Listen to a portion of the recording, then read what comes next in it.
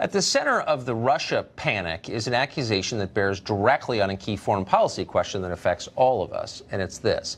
By colluding with Russia, Donald Trump and his team agreed to sell out America's interests by aligning with Vladimir Putin's government. That's what they're saying. In real life, of course, the opposite has happened. In the past 2 years, relations with Russia have deteriorated to historically bad levels, really the worst since the Cuban Missile Crisis of 1962. The question is, has that helped America in some way? And what is wrong with improving relations with Russia? Donald Trump ran on improving relations with Russia and got elected, as you remember. Wouldn't it actually be wonderful if we could get along with Russia? Wouldn't that be nice? If we get along with Russia, we go out together with others, and we knock the hell out of ISIS. Wouldn't that be great?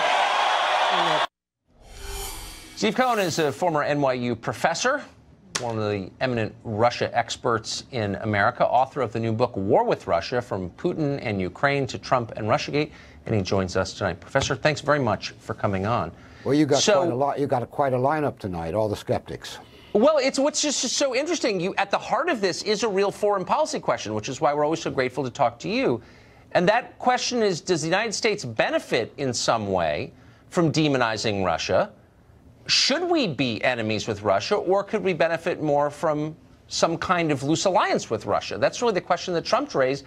And I'm starting to suspect that that view was so unpopular that it's driving the Russia investigation, at least in part. Do you think? It's a mystery of our time, and I promise you that your kids and my grandkids and the historians of their generation will look back on this terrible era, this Russiagate era, and ask who started it, why it got such traction, and why it's done the damage it's done. Now, one explanation, but I'm not sure it's a complete explanation, is that when Trump said during the campaign it would be great to cooperate with Russia, the enemies of such cooperation saw in Trump an enemy, and they began this literally unproven allegation that he was somehow under the control of the Kremlin. But the damage it's done to our national security and to our institutions, that you may be the only person who's asked the question, but I guarantee you historians will ask it, what have been the cost of these 2 years of Russiagate? They've been grave. I mean, Victor Hansen pointed out the corruption of our elites, but what about the corruption of our institutions, the presidency, elections, suspicions, doubts have been cast on these basic American institutions. And then I come to the thing that concerns me the most, that I worry about in this book, a war with Russia, question mark. I mean it.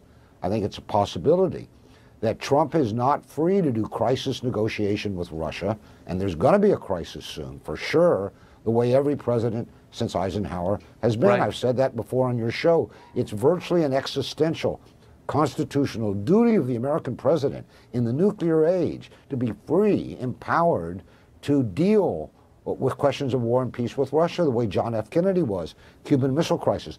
I can't imagine what's going to happen if we have such a crisis. Trump is shackled. Remember what happened in July. I think you and I might have talked about it on the air. Trump went to Helsinki for a perfectly ritualistic, normal summit meeting with Putin. Comes home. Yeah, we were there. Accused of treason. Accused of treason. So that's the cost. So let me, can I ask you, we only have a minute left, but I'm so interested in this question, and I don't know the answer. What's the motive? Apart from disliking Trump, there are political motives, obviously, but there is part of our foreign policy establishment really believes that we ought to be in some sort of adversarial posture against Russia. Why? I don't know. And when you don't know, you got to say it. But here is a theory that some people would offer you if asked that question. When the Soviet Union ended in 1991, the Washington elites who controlled foreign policy saw a world dominated or governed by or run by the United States. And that seemed to be a reality in the 1990s when Russia had a president who was ill, often drunk, and very compliant to Washington. And we got used to that. Russia is a kind of junior subservient partner in world affairs. Right. And then came Putin. And it was a shock. And they've been reacting to the shock of Putin ever since. And I'll give you one quote.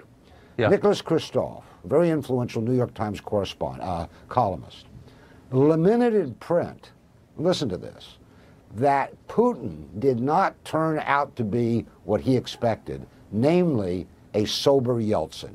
Yeltsin having been the president of Russia in the 1990s. The arrogance and dumbness of the people who make our policy and influence our policy really will be the title of every history of this period. Professor, thank you. I agree with that. Great to see you, and congrats on the new book. Thanks, Tucker. Thank you.